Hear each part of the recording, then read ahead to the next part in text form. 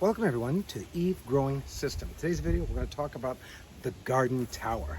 Never to be confused with the tower garden, that aeroponics type system that is certainly unsustainable. It works fine enough, but it'll send you down a different path, a whole different path than the garden tower, which is soil based. And this design I got Colin. I don't know if he's the first ever to do it in a 55-gallon drum. As many of you know, I've done it in buckets. In fact, I've got this standed on a bucket here that you water from the top, goes right to the bottom, very similar to the tower garden. And so now today we're talking about the garden tower. They're very confusing. I have a feeling that the tower garden or the garden tower people like me got excited about soilless growing and then understood that soil is far better than growing soillessly. And I know I dog the aeroponics and the hydroponics a lot because they need to be dogged, they need to be put in their place because they're not sustainable.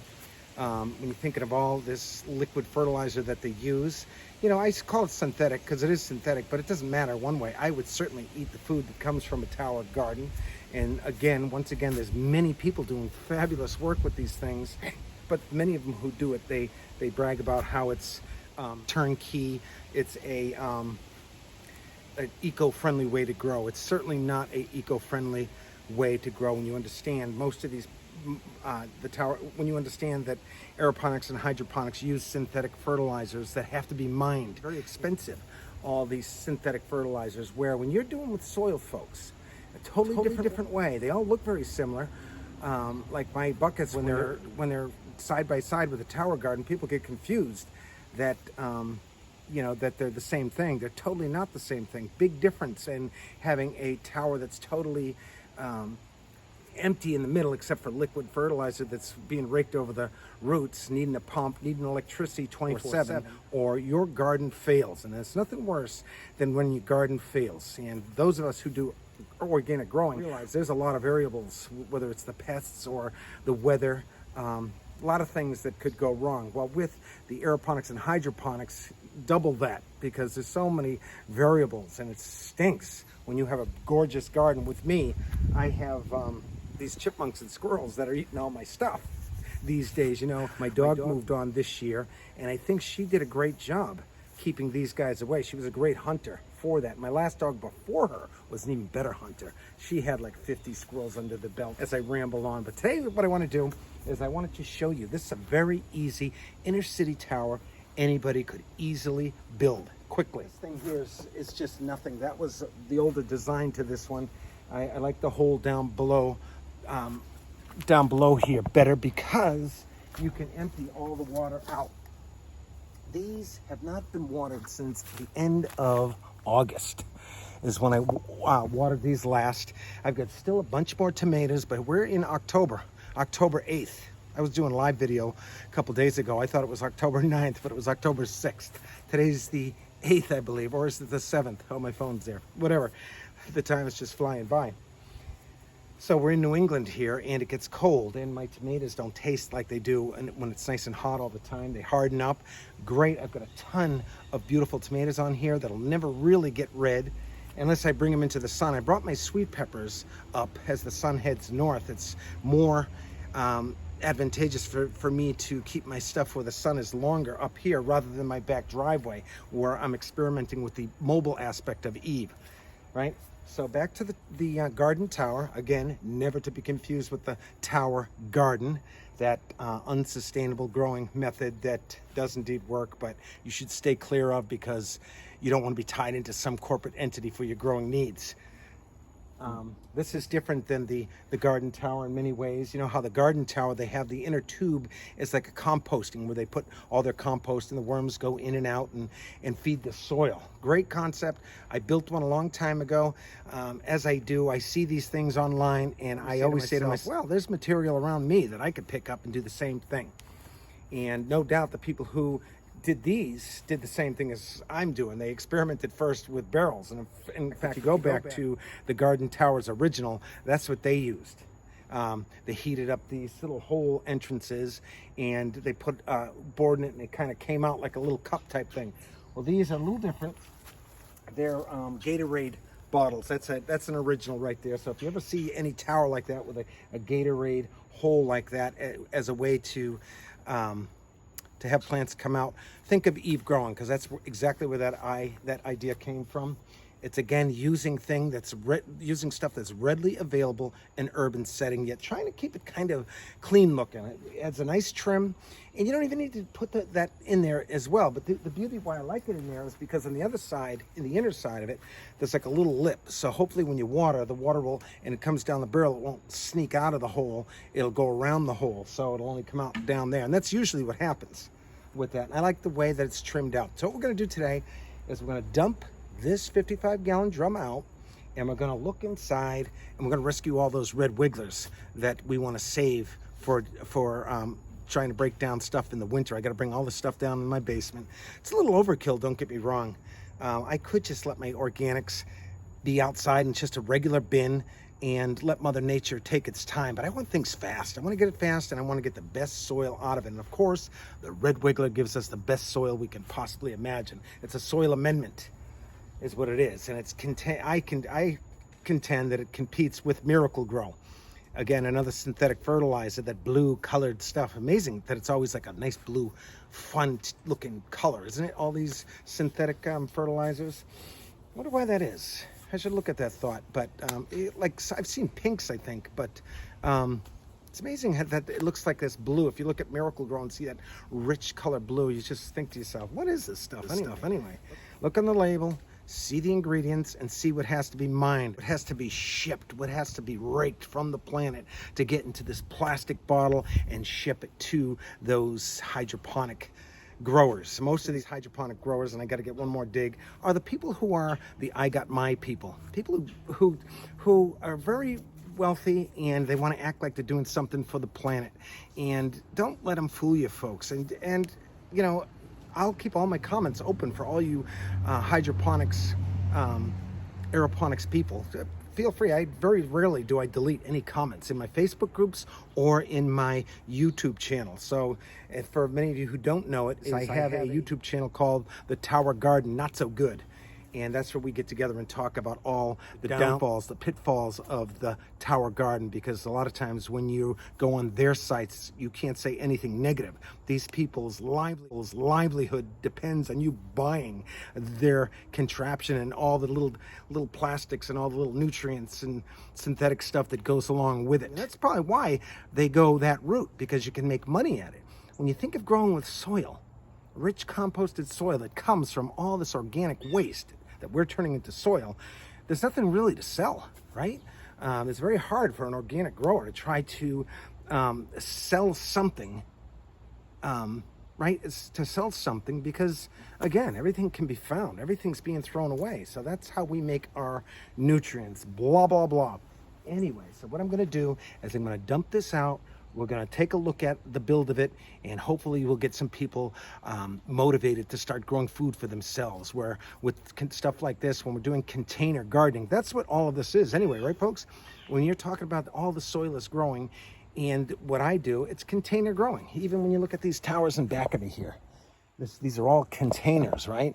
It's a different way than our traditional methods, the horizontal method of growing, the outdated horizontal growing, where you lose your irrigation. You for the most part, you rake the soil from all the nutrients from the plants you grow, and then all of a sudden you have to have the Monsantos of the world sell you all these damn products that supposedly enrich the soil and kill all the pests that come when the soil isn't alive and taken care of itself. So I don't want to ramble on too much, but every time I get this camera in front of my face, I feel like I gotta ramble. Anyway, I'm going to take this apart. We're going to take a look at it, and I'll be using this as a composting. I want to experiment. I've been experimenting with pinpoint composting, and it's about the size of this 55-gallon drum. So what I want to do is I want to try to experiment with getting it nice and hot in this 55-gallon drum, and then the liquid that comes out, I'll have more control. So I'll be able to compost things that if you're in the inner cities, you might not want to compost. So that's the idea of it. If I can get my heat as hot as I can and as high as I can for as long as I can, I think that's that breaks it down so much faster. Granted, it kills a lot of the biodiversity except the microbes that heat the pile up. But once that peters out, they're gone. It's pretty much dry, desolate material, right? Until you start introducing the reds, moisten it back up again.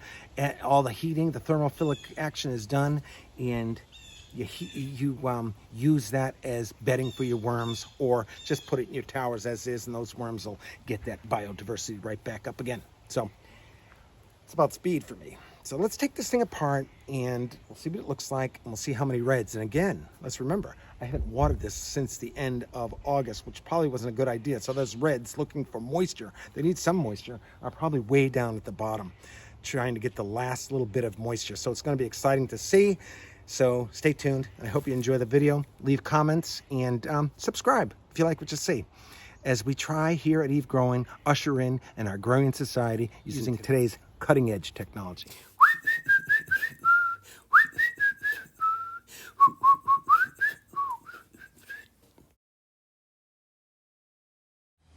All right, so let's take a look at this. All kinds of red wigglers under the bottom of it, babies. There's one here. I'll throw in that tower there. Now I could leave this soil in here for this year and then just add composting rolls come spring, and maybe some cocoons, and I could rejuvenate this, so I don't have to keep doing this every year, especially if I live down south or somewhere warmer where you don't get the winters we get. And again, one day maybe I won't care so much about having so many reds, but for now, we'll see. I used a lot of, I thought was aged wood chips in here.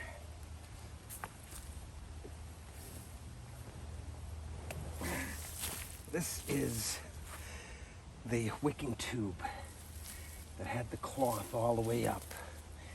I used a lot of synthetic on there, and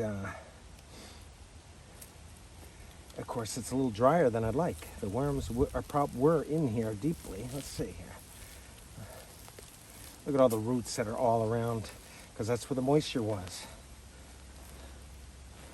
See, I let this go a little too long. It's really too dry since August. Granted, the plants look like they had enough water, getting whatever nutrients was in all this, but I'm not seeing any reds. And of course, the reason why is it's too dry.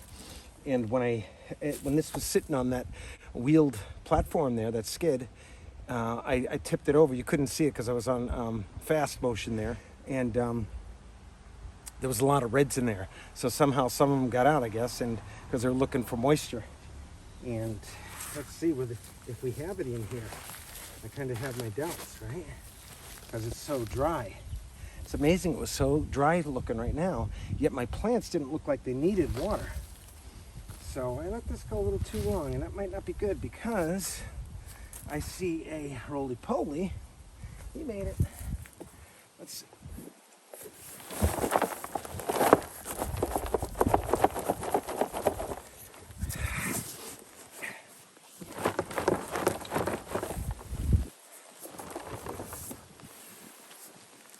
All right, we got some moisture coming.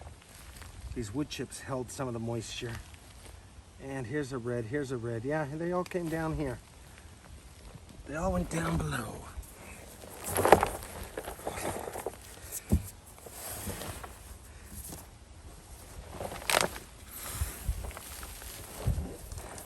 This was my container so that bottom drain didn't clog, right? Very easy build. Look at all these roots. My sister's probably saying, yeah, Mark, you put too many tomato plants. She could be right. A 55-gallon drum. Put a comment down there. How many beefsteak tomato plants do you think would be good in a 55-gallon drum? What would you plant? It's all an experiment. Alrighty then.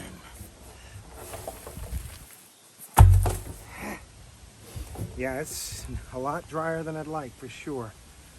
But let's take a real good look. Hardly any moisture at all, really. I see all kinds of castings. Yeah, I let it go too long. Here's, excuse me, here's what one of the reds looks like. They all took off. Maybe when it rained, they all got the hell out of there, because not much rain can really get into these containers. Yeah, I don't see many at all. So that's basically it. Let me show you the inside of this. That's all it looks like, guys. I had a tube. I had this thing. Let me give you an idea, so you can build it yourself. So I had this screen going all the way down into it, and it was wrapped with 100% cotton, and that's gone. What you see here is a 50-50 was on the inner part of this tube, this fence tube looking thing, right?